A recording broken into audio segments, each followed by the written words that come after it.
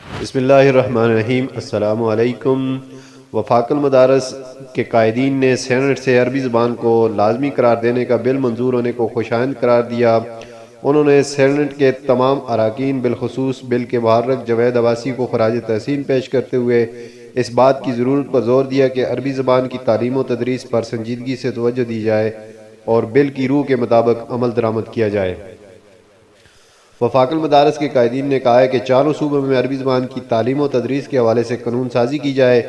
وفاق المدارس کے قائدین نے کہا ہے کہ عربی زبان کے حوالے سے یہ پیش رفت بہت پہلے ہونی چاہیے تھی، لیکن دیر آمد درست آمد کے مستحق اب بھی اسے پورے اہتمام سے نافذ کرنے کی ضرورت ہے۔ وفاق المدارس العربیہ پاکستان کے رہنماؤں مولانا ڈاکٹر عبدالرزاق سکندر، مولانا انوار الحق اور مولانا محمد حنیف جلندری نے سینٹ آف پاکستان سے اسکولز میں عربی زبان کی تعلیم کو لازمی قرار دینے کے بل کی منظوری کو خوشائند قرار دیتے ہوئے سینٹ کے جملہ اراکین بالخصوص بل کے پیش کنندہ سینیٹر جوید عباسی کو خراج تحسین پیش کرتے ہوئے عربی زبان کی تعلیم و تدریس کو وقت کا عام تقاضا اور دینی ذمہ داری قرار دیا اور کہا کہ عربی زبان ہمیں جہاں قرآن و سنت اپنی تہذیب اور ثقافتی ورثے سے جوڑتی ہے،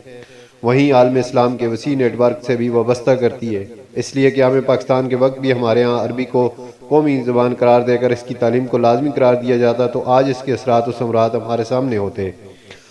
تاہم دیر آمد درست آمد کے مصداق اس حوالے سے حالیہ پیش رفت خوشائند ہے۔ وفاق المدارس کے قائدین نے اس بات کی ضرورت پر زور دیا کہ چاروں صوبوں میں عربی زبان کی تعلیم و تدریس کے حوالے سے قانون